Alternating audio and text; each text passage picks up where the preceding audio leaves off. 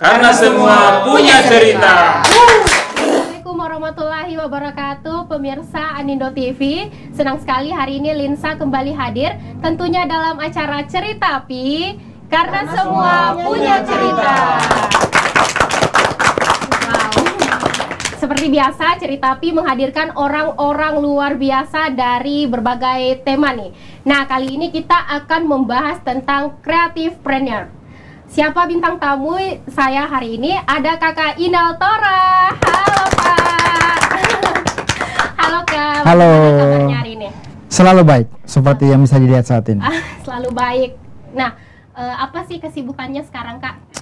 Kesibukan banyak, bergerak di aktivitas sosial, menjalankan perusahaan juga, dan banyak hal intinya. Sebagai talent juga di dunia entertainment. Sebagai talent dan juga sebagai ayah. Oke, sebelum masuk di tema kita tentang kreatifpreneur, menurut Kak Inal Tora, apa sih kreatifpreneur? Kreatifpreneur itu lebih kepada personal yang aktif di bidang mencoba mengkombinasikan antara kreativitas tetapi juga berbasis dunia usaha. Nah, karena sekarang kita masuk di eranya generasi Z.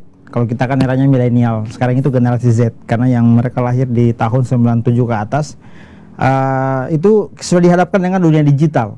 Itu artinya kreativitas tidak hanya melulu apa yang tertera di atas kertas, tapi sudah harus merambah ke dunia digital.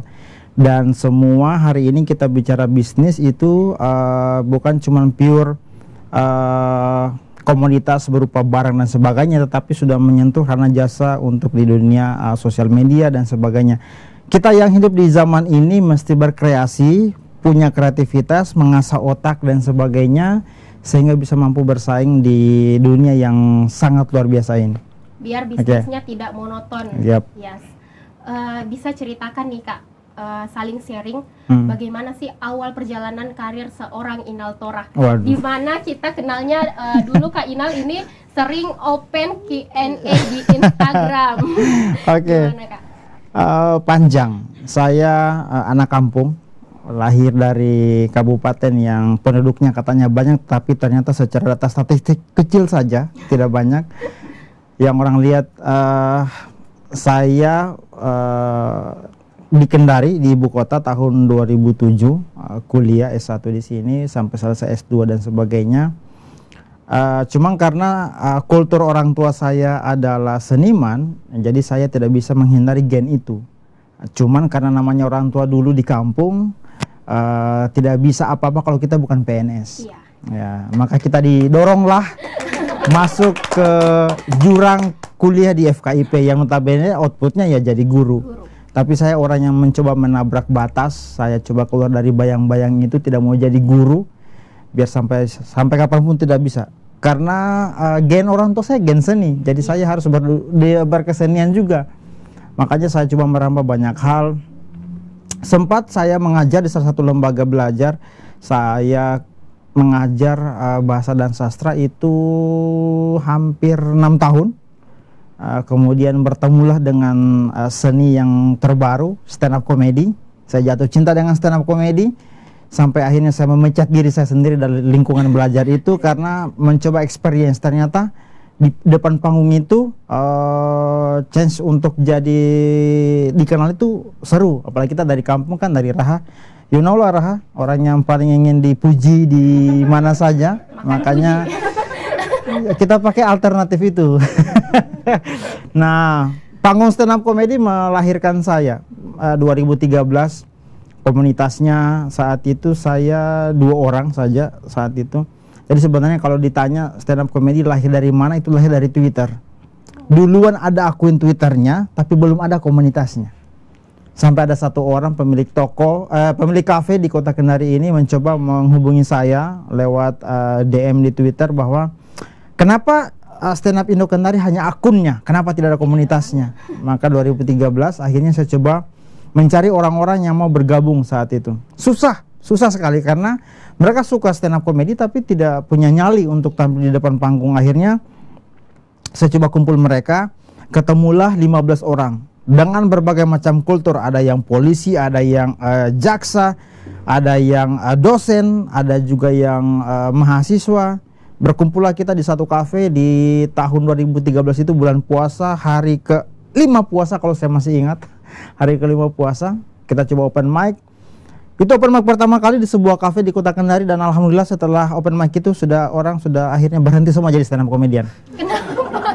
Karena tidak lucu. Kota Kendari, saya ingat 2013 itu Ernest Prakasa pernah mampir di Kota Kendari dalam tur meremlek di Hotel Horizon. Tidak ada yang nonton, walaupun gratis, tidak ada yang nonton. Orang sampai dorong-dorong masuk di hotel untuk nonton show-nya Ernest Prakasa saat itu. Nah, pada akhirnya sempat break berapa lama. Tapi datanglah Ari Kriting. Ari Kriting diundang oleh Kendari Kreatif. Saat itu saya ingat saya di pertengahan bulan Ramadan, karena dia ada project bersama Kendari Kreatif, kembali mengumpulkan kami. Ayo semangat lagi berkarya, menulis lagi, begini cara menulis stand up comedy, begini. Ah, sudah. Stand up comedy lagi kita.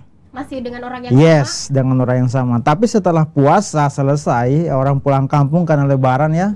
Setelah lebaran sudah tidak ada yang mau stand up lagi. Masih karena alasan yang sama, tidak lucu, karena satu-satunya komedian yang stand up tanpa teks adalah cuma saya. Saat itu. Semuanya kan, ya namanya kita baru stand up komedi, pakai teks, pakai buku, pakai handphone, apapun medianya, tulis di tangan. Seolah-olah padahal sebenarnya membaca di tangan, yang seperti lakukan Umar pada saat itu pertama kali stand up. Tulis di tangan supaya kelihatan seolah-olah paling jago, padahal ketika mengangkat tangan kan terbaca ini. Nah sudah, ini perjalanan berat di era ini. 2013 transisi ke 2015 itu yang berat. Tapi saya masih tetap stand up sendiri. Saat itu saya job kiri kanan mengisi beberapa show. Dulu itu Kendari banjir dengan band. Dulu itu ndak afdol sebuah acara tanpa band. Tapi di transisi 2013 menuju ke 2016 tidak valid acara kalau tidak ada stand up komedinya. Itu berubah. Jadi band itu sudah tidak penting saat itu, karena bintang tamunya adalah stand up comedy. Nah sampai akhirnya 2015 ketemu saya dengan Arham Kendari. Beliau masih di salah satu media cetak, dulu bekerja sebagai ilustrator.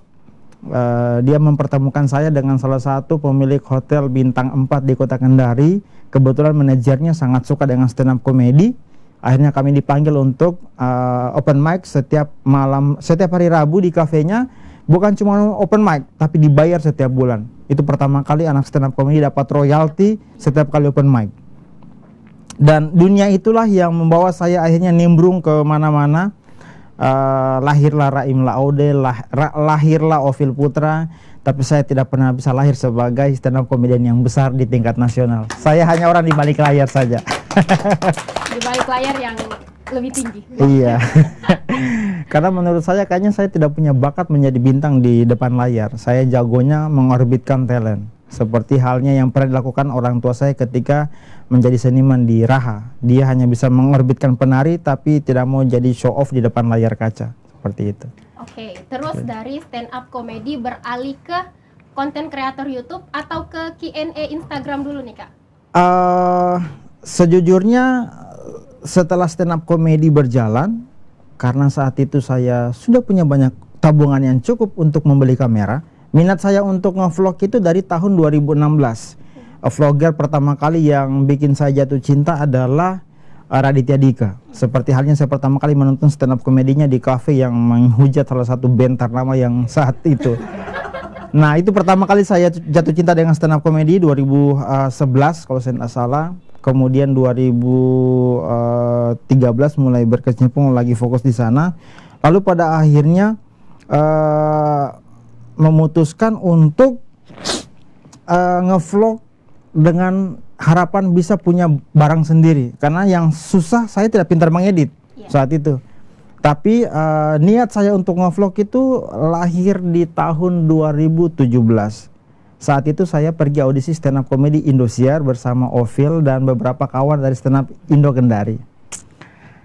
Saya punya niat satu saja.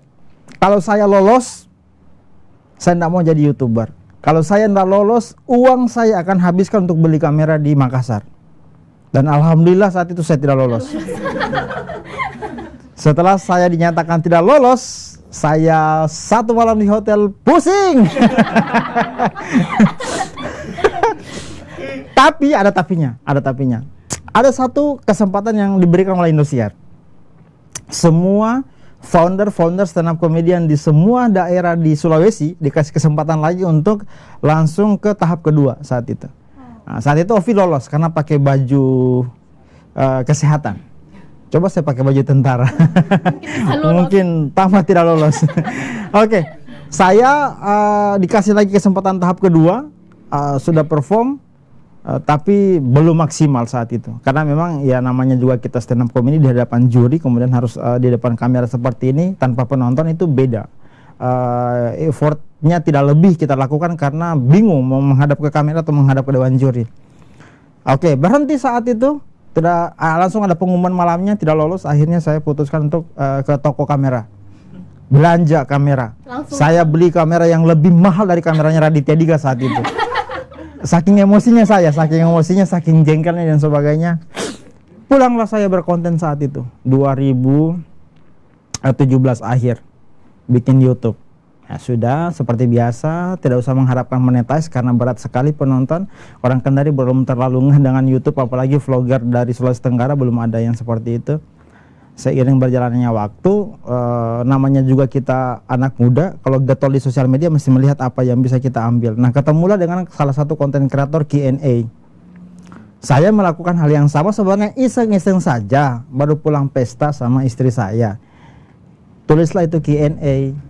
Kemudian bikin konten pakai bahasa daerah campur-campur.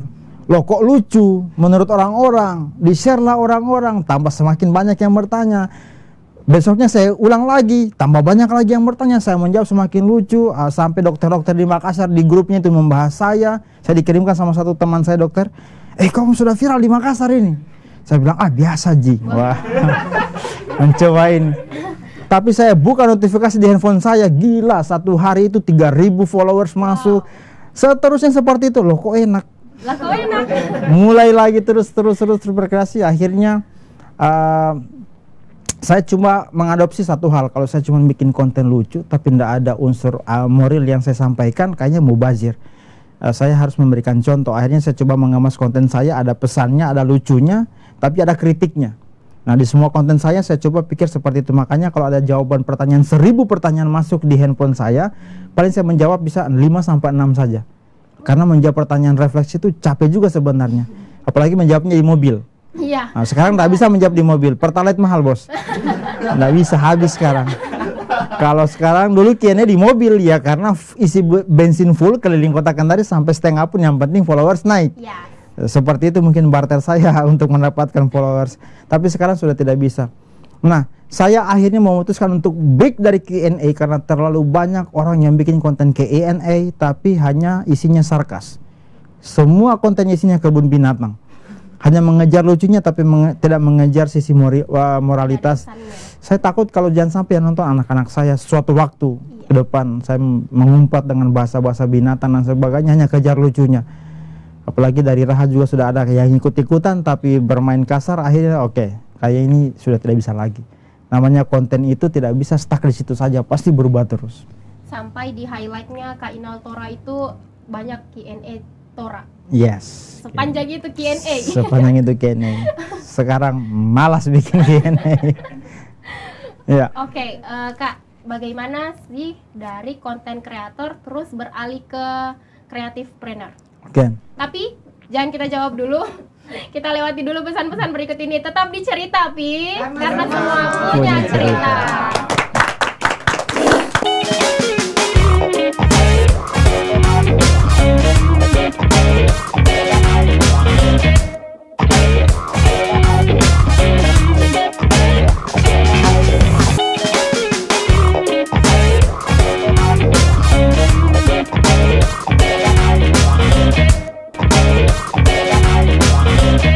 Tapi karena semua punya cerita.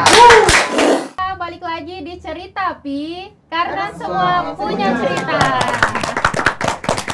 Nah, Kak Inal Tora, kita seperti biasa di segmen kedua ini kita mengadakan salah satu orang yang buat kita lucu. Tapi kayaknya mungkin dia agak sedikit deg-degan karena ternyata yang kita undang ini merupakan founder dari Stand Up Indo Kendari. Yes. Kita langsung saja panggil ada Umar Halilintar. Halo semuanya. Assalamualaikum warahmatullahi wabarakatuh. Waalaikumsalam warahmatullahi wabarakatuh. Tepuk tangan dulu buat bintang tamu kita hari ini. Namanya itu Inal Tora. Kalau di komunitas kita sering panggil bapaknya Gania. Jadi Gania itu nama anaknya ya, bukan adenya. Jadi Bang Inal ini asli Muna. Asli dari Muna. Jangan ribut kasihan. Orang Muna di sini banyak. Bang Inal ini asli dari Muna dan saya juga dari Muna. Tidak bisa kita pungkiri bahwa di Kendari ini banyak sekali orang Muna. Banyak. Iya, diam dulu kasihan, bukan tiktokan ini. Banyak sekali orang Muna di Kendari. Dari mulai kalangan bawah sampai kalangan atas. Dan tidak bisa kita pungkiri bahwa sering terjadi perselisihan di antara mereka. Di Gunung Jati yang kacau apa? Orang Muna dengan orang Muna. Di depan kampus, mahasiswa dari Muna dan dari Muna. Dan begitupun super PT-PT di Kota Lama, dipukul sama orang Muna. Dan sekarang Anindo TV undang bintang tamunya orang Muna. Saya orang Muna. Berarti kita langsung baku pukul saja, Bang. Betul-betulnya Anindo nih. Ayo supaya bungkus acara. Dan Bang Inal itu asli Muna betul, dan dia menikah dengan wanita Bugis, gadis Bugis. Berarti Bang Inal orang kaya dong. Itu menikah uang sendiri atau uang istri, Bang? Uang sendiri dong, uang sendiri. Berapa dikasih pinjam, Bang? Masih aman. Zaman masih level 1. Oke. Dan Bang Inal ini yang jangan kita udah sebelum. Jadi Bang Inal ini dia salah satu founder Stand Up Indo Kendari. Gara-gara Bang Inal Stand Up Indo Kendari itu dikenal sampai di nasional sana. Tidak bisa kita pungkiri itu. Boleh tepuk tangan. Dan sudah banyak melahirkan komik-komik nasional juga. Dan sekarang dia lebih fokus MC dengan IO. Memang dia kalau sudah tidak lucu. Memang pelarian tuh. Pelarian. Ini bisa di-cut ya. Betul kalau mati kamera saya dikapung tuh. Ya Allah, Akbar. Dan Bang Inal ini terkenal gara-gara Q&A toh. Naik namanya Q&A. Dan tidak bisa kita pungkiri juga bahwa gara-gara Bang Inal bikin Q&A itu banyak memotivasi anak-anak muda dari Muna sana. Terutama yang termotivasi itu Alkes Kelor. Dia bikin Q&A juga, sepupunya sendiri. Tapi Alkes tidak mau akui. Astaga Alkes. Nanti bintang tamu berikutnya Alkes ya. Alkes bikin Q&A. Kenapa kau suruh-suruh saya mandi? Orang tua aku saja tidak pernah suruh. Tapi Bang Inal bayangkan kalau tidak bikin Q&A. Tukang cukur dia depan kampus. Ya Allah. Apa itu hujan? Oke, kita lanjut saja biar hujan. Dan Bang Inal ini juga orangnya itu pekerja keras. Banyak sekali kerjaannya. Jadi stand up komedian, jadi MC, terus jadi moderator, punya IO, punya bisnis di Pasar Panjang. Semua luar biasa. Ini Bang, mumpung di depan TV, mungkin bisa bagi tips Bang, bagaimana caranya jadi orang serakah.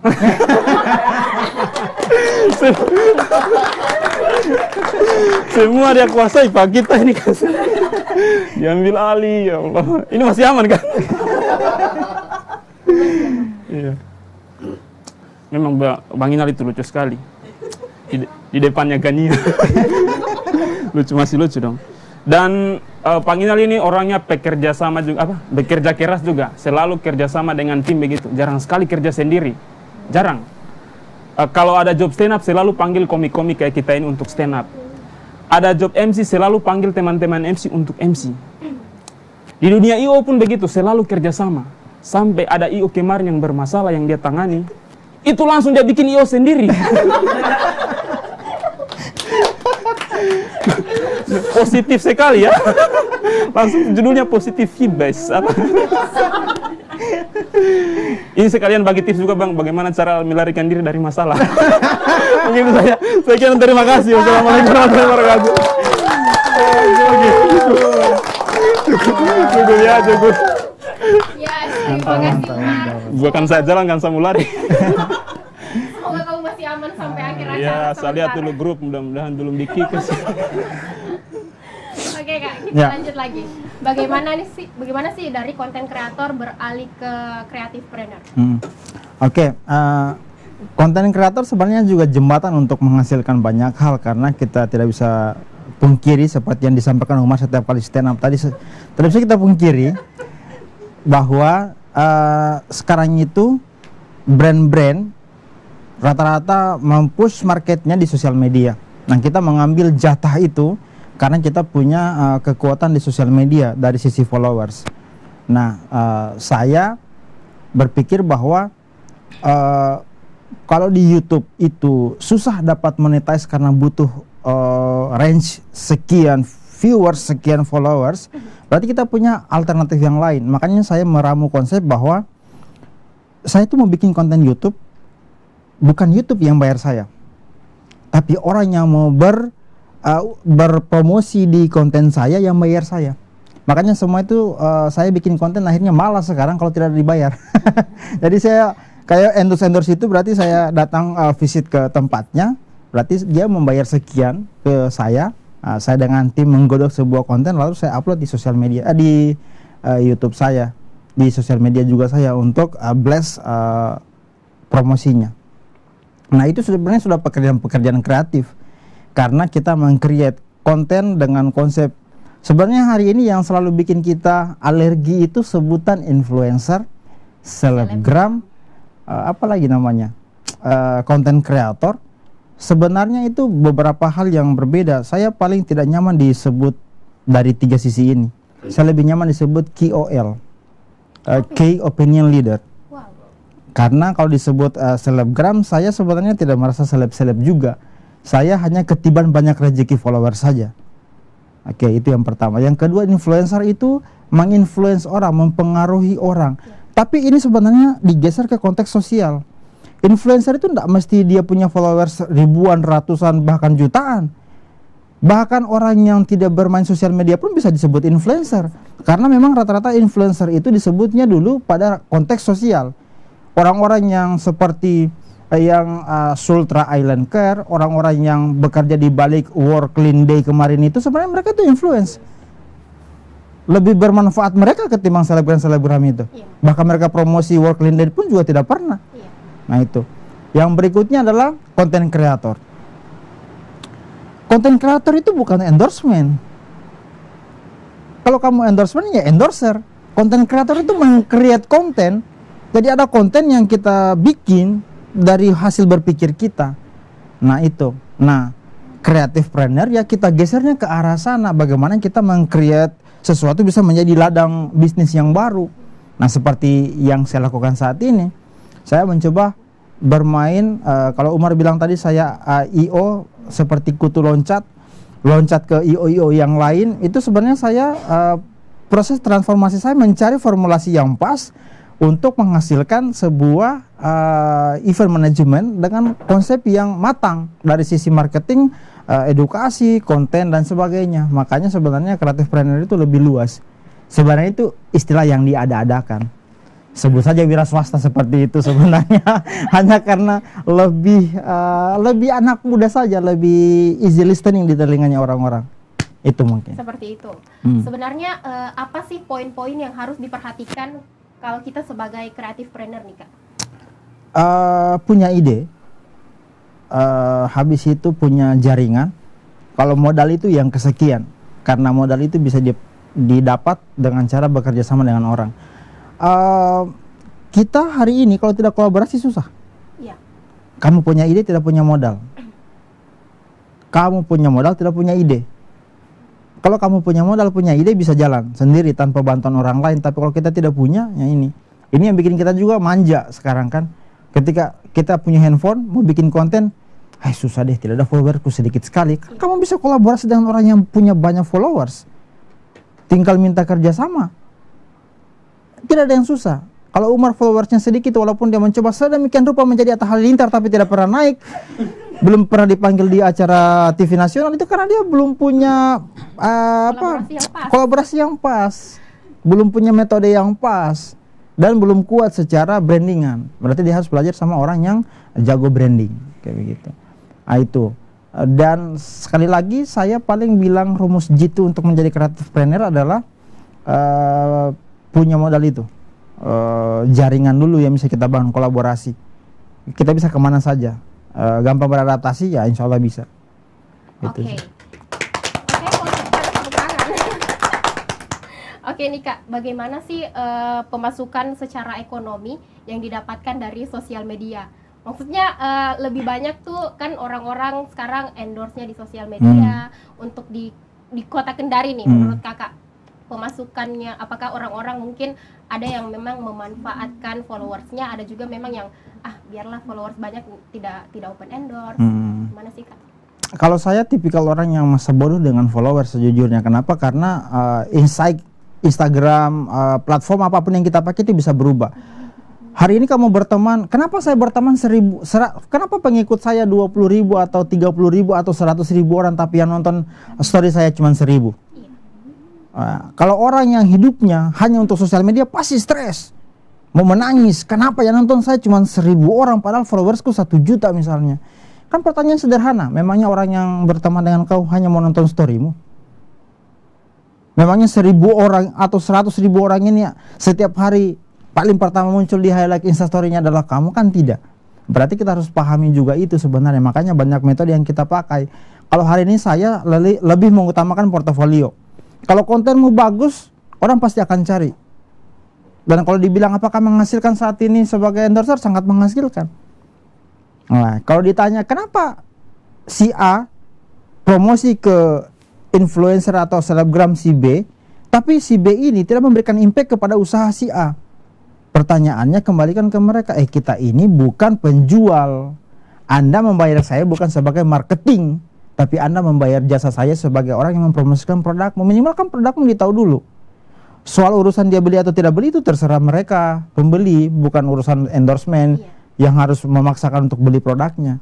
Seperti itu. Kan yang kita kejar engagement dulu, bukan laku dengan tidak laku. Nah, itu prinsip promosi, pakai jasa orang.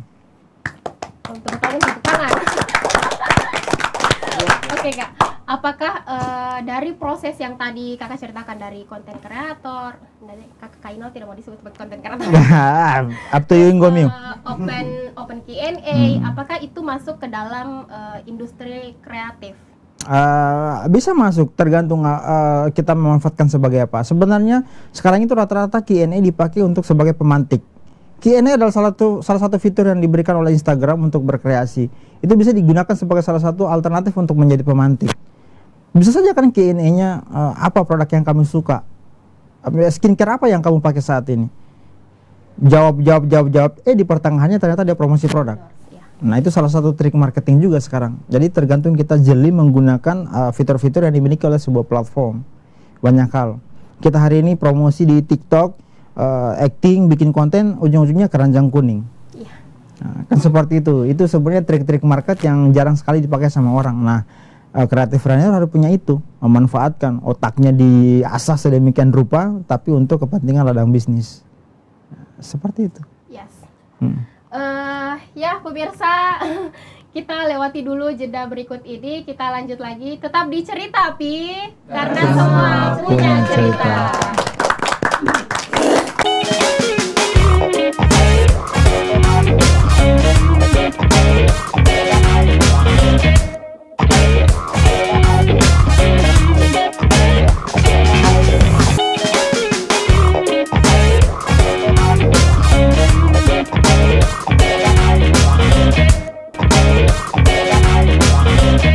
Tapi karena semua punya cerita. Balik lagi di Cerita Pi, karena semua punya cerita. Yes. Masih dengan Kainal Tora, kita masih membahas tentang creative planner. Pemirsa, ternyata creativepreneur itu merupakan industri kreatif di bidang bisnis ya Kak. Dimana kita tuh harus berkreasi terhadap bisnis yang kita miliki supaya tidak monoton. Karena sekarang kan banyak orang-orang tuh kalau sudah viral pokoknya mau bikin yang seperti itu. Apalagi di kota Kendari yang banyak sekali coffee shop yang muncul. Itu bagaimana caranya industri kreatifnya mereka. Oke, kita lanjut lagi untuk masyarakat kota Kendari nih. Bagaimana Kak Inaltora melihat kreativitas mereka dalam menggunakan sosial media sebagai bisa dibilang ladang uang ya? Bisa dibilang ladang uang untuk di kota Kendari. Seperti apa sih Kak? Sebenarnya creativepreneur itu kita bicara industri kreatif, kita punya ide apa yang bisa dijual. Nah itu barter kita sebenarnya. Nah banyak hal, karena saya mungkin industri saya adalah industri jasa. Kita bicara skala entertainment, saya berkecimpung di bidang event organizer. Itu memang ranahnya industri kreatif, bagaimana kita meng-create konsep-konsep terkini, kebaruan untuk dijual kepada klien-klien kita. Nah, saya pelaku industri kreatif di bidang I.O. misalnya kayak pameran-pameran, festival dan sebagainya. Nah, di festival-festival itulah misalnya kita memberi ruang kepada UMKM untuk masuk di segmen itu untuk bisa menjual produknya. Tapi lagi-lagi pada akhirnya kita akan memaksa mereka dalam tanda petik untuk bisa berkreasi bagaimana menjual produknya. Kita ini kan kebiasaannya kita ketika menelurkan sebuah produk dalam tanda petik selalu ketika ditanya kenapa kamu bikin seperti ini, kenapa warnanya seperti ini, kenapa kemasannya seperti ini, kita cenderung tidak bisa menjawab. Nah itu sebenarnya kegagalan kita sebagai orang yang berkecimpung di bidang industri kreatif, karena hari ini kita tidak boleh latah dengan konsep orang. Kenapa kamu suka warna merah untuk konsepmu? Begitu mi saja, pokoknya begitu mi. Nggak bisa menjawab. Itu ketika kita tidak bisa menjelaskan seperti itu ide-ide kita, lalu orang akan percaya kita dengan cara apa? Nah itu definisi menjual itu adalah menjual ide. Ide yang kita tawarkan, kebaruan yang kita tawarkan. Makanya saya hari ini bersama tim saya di industri I.O. mencoba menggali setiap event yang kita kemas itu baru dan tidak pernah dibikin di kota Kendari. Nah harusnya seperti itu. Hari ini Anindo bikin talk show yang keren seperti ini, juga konsep-konsep yang harus dikembangkan. Belum ada kan konsep yang seperti ini. Ada sesi roasting dan sebagainya di sebuah konsep talk show di kota Kendari. Ini adalah jatah-jatah kreativitas yang dipakai untuk itu. Seperti itu.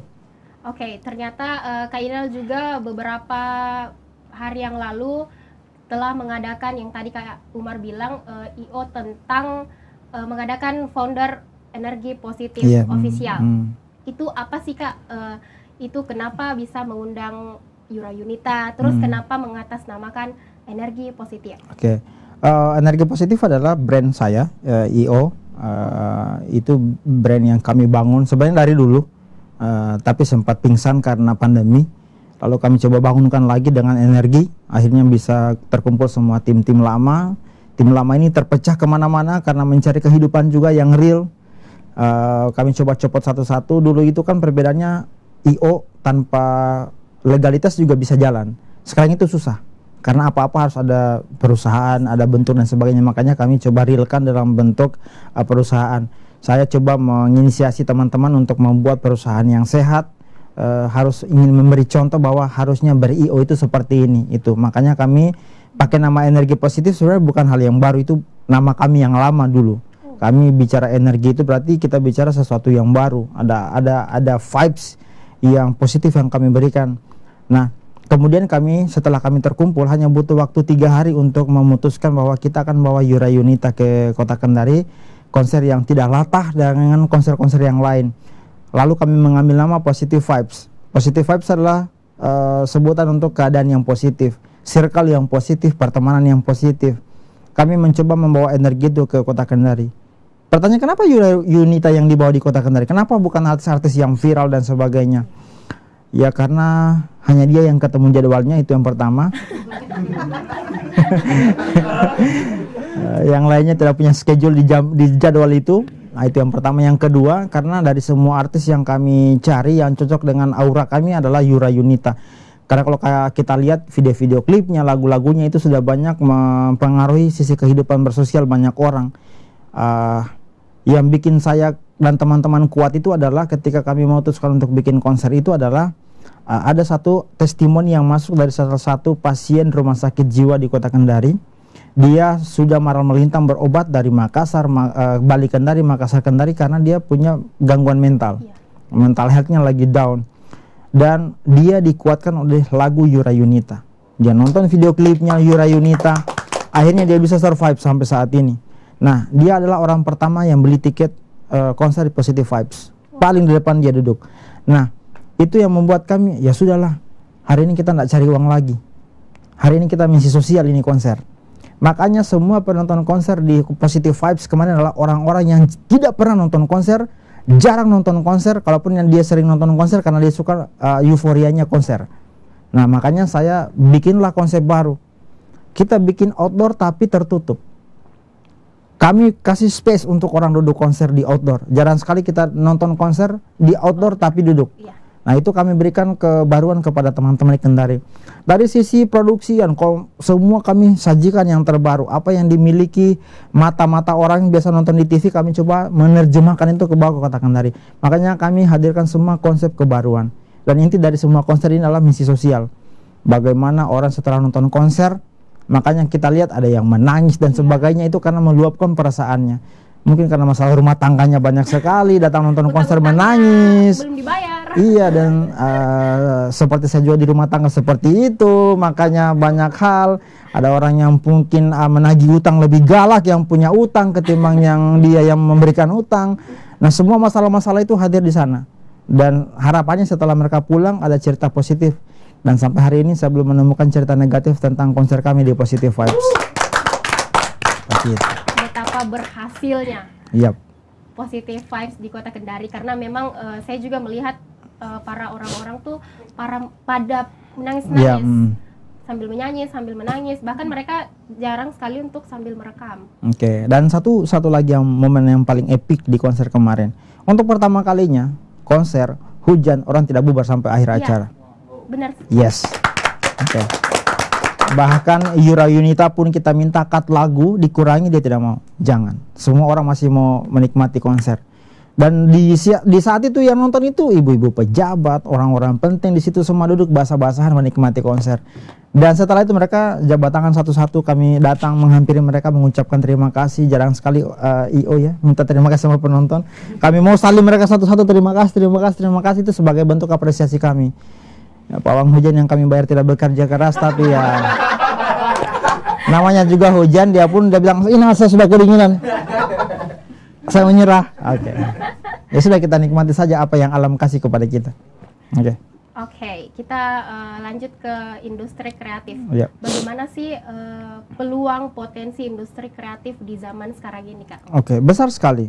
Kalau kita bawa ke skala kita di Sulawesi Tenggara ini masih banyak hal-hal yang bisa kita lakukan. Tinggal kita saja mau bekerja dengan otak kita, mau menggarap konsep-konsep yang baru untuk kita jual atau tidak. Saya masih ingat dulu itu UMKM sangat berjaya. Secara data kita dipukul pandemi, ekonomi kita jatuh sejatuh-jatuhnya, tapi UMKM-nya kita berhasil. Kenapa? Karena data menunjukkan bahwa kita tumbuh 5% angka ekonominya ketika bicara UMKM saat pandemi. Itu Sulawesi Tenggara tertinggi kelima di skala nasional. Bahkan kita lebih tinggi daripada nasional. Nah, makanya jangan heran Thai tea tak hambur di jalan di Kota Kendari ini. Yang penting ada teh. Ada teh. Ya, dijual dengan harga murah tapi tidak punya konsep. Akhirnya apa semua sekarang? Tidak lagi dijual Thai tea-nya tapi gerobaknya yang dijual. Nah, itu kenapa? Karena kita cuma latah.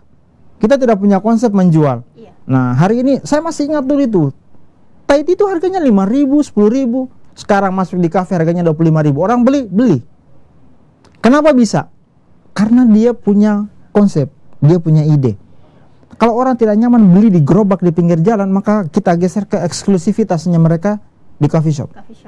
Makanya hari ini coffee shop rata-rata semua mengadopsi konsep dari Bandung, dari Jogja, bawa ke sini. Ya, sekarang itu coffee shop sudah tidak mementingkan lagi tempat yang harus ada live musiknya. Sekarang itu hanya ada beberapa coffee shop yang ada live musiknya tapi tidak enak makanannya, ada yang enak makanannya tapi tidak enak tempatnya, itu macam-macam, semua itu opsi. Makanya kita dituntut untuk punya kreasi bagaimana menghasilkan sebuah metode market yang pas untuk dijual. Ini bicara industri kreatif, kita sudah 5.0 bukan lagi 4.0. Nah makanya semua kita bisa cari di sosial media, kita pergi studi banding keluar kemana saja. Memang modalnya besar keluar, ya memang seperti itu. Usaha itu naik turun sudah seperti itu polanya. Makanya kita dituntut untuk setiap saat berbenah. Kalau hari ini penjual thrifting itu lagi stres-stresnya, karena viral sekarang down lagi. Karena banyak hal, kalau thrifting itu saja orang juga sudah malas. Seperti itu. Pokoknya sekarang apapun yang viral diikuti. Iya, nah sebenarnya boleh diikuti, tapi kita bawa kemasan yang baru supaya tetap bertahan di dunia marketnya ini dulu. Sedikit lebih beda, lebih baik dari sedikit lebih baik. Iya, seperti yang disampaikan oleh Panji Bragiwaksono. Wow. Oke, sebagai seorang Inal Thora, pelajaran apa sih yang dapat dipetik dari karirnya Kak Inal nih? Tidak boleh takut sama masalah. Justru masalah yang bikin kuat, yang bisa bikin saya survive sampai saat ini karena banyaknya masalah. Masalah itu hadir untuk dicarikan solusinya, bukan untuk dilarikan. Kalau Umar bilang saya lari dari masalah kemarin, oh tidak. Tidak. Saya tidak lari dari masalah. Saya masih bertanggung jawab di balik layar, tapi saya mesti punya tempat yang baru lagi. Kalau kamu sudah tidak nyaman, kamu boleh pindah ke tempat yang lain, tapi tidak boleh melupakan yang lama. Seperti itu mungkin konsepnya. Kita harus keluar dari zona nyaman. Yes, tapi jangan terlalu lama karena tempat yang paling bagus adalah yang nyaman. Seperti itu. Kak Inal Thora, siapa sih role model dari Kakak Inal Thora? Role model? Yes, panutan. Nggak tahu. Mungkin saya role modelku hanya Nabi Muhammad. Karena kita bicara dulu itu hidup itu berniaga. Oke, bukan berstand up komedi. Ya, makanya saya kembalikan, ya sudah kita berniaga saja saat ini. Oke, goals dari Kak Inal yang belum tercapai sampai sekarang ini. Sebagai ayah muda sudah mungkin. Saya takut punya goals sebenarnya. Bahkan dalam rumah tangga pun saya takut punya goals. Karena rumah tangga itu setiap saat masalah terus. Kita hanya menyesuaikan dengan keadaan. Kalau kita punya goals, saya takut tidak tercapai, nanti kecewa. Makanya saya hidup, ya ikuti saja apa alurnya. Bahwa saya menyimpan mimpi-mimpi di setiap persimpangan, itu yang akan saya capai, tapi bukan tujuan utama saya. Oh, Masya Allah. Harapan Kak Inal nih terhadap pelaku industri kreatif, utamanya di kota Kendari. Oke. Kendari sudah maju, Kendari sudah banyak yang kenal. Tinggal orang-orangnya apakah mau terus mengasah cara berpikirnya supaya menjadi beda ketimbang latah dengan yang sudah ada.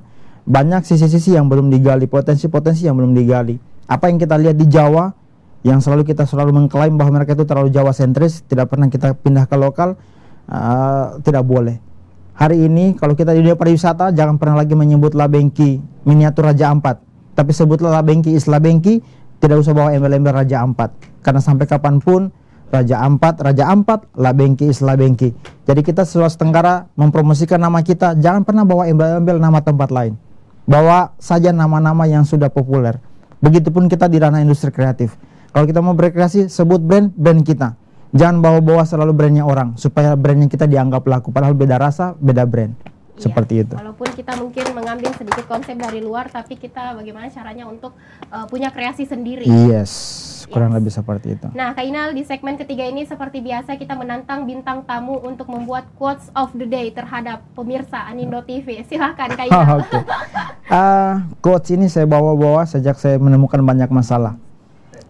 Quotes dari saya untuk semua orang yang bekerja di industri kreatif, mulai saja dulu atau tidak sama sekali. Itu aja. Yes, menurut Kak Inal, jangan takut memulai. Yes. Walaupun mungkin kita ambil idenya dari luar-luar sedikit. Ya, Kak Inal, terima kasih kami ucapkan sudah mau diundang di Cerita Api kita kali ini. Jangan bosan-bosan diundang di sini dan jangan bosan-bosan untuk di roasting sama Kak Umar. Oh, siap. Bikin acara sesi. Oke, tidak terasa 45 menit sudah kita membahas tentang industri kreatif dengan Kak Inal Thora. Semoga pesan-pesannya didapat, semoga apa yang disampaikan Kak Inal bisa menjadi pesan yang baik untuk pemirsa Anindo TV. Oke, terima kasih. Saya Linsa Manwara dan kru yang bertugas pamit undur diri. Tetap nonton Ceritapi di channel YouTube Anindo TV Kendari. Jangan lupa like, komen, dan subscribe. Sampai jumpa. Assalamualaikum warahmatullahi wabarakatuh.